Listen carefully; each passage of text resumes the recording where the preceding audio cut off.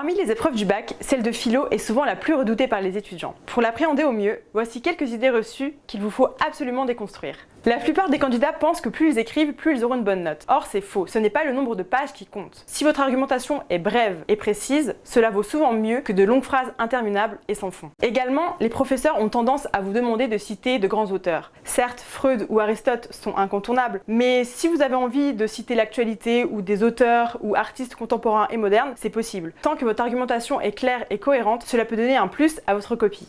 Autre idée à oublier, il n'y a pas qu'une seule pensée unique. Face à une copie, il y a plusieurs corrections possibles. Si votre copie ne correspond pas à la correction officielle ou celle de votre professeur, pas de panique. Également, on pense souvent que les sujets de philo sont là pour nous piéger. Or, c'est faux. Si votre argumentation est personnelle, claire et encore une fois cohérente, normalement tout devrait bien se passer. Et enfin, énormément de personnes pensent que la philo ne sert à rien.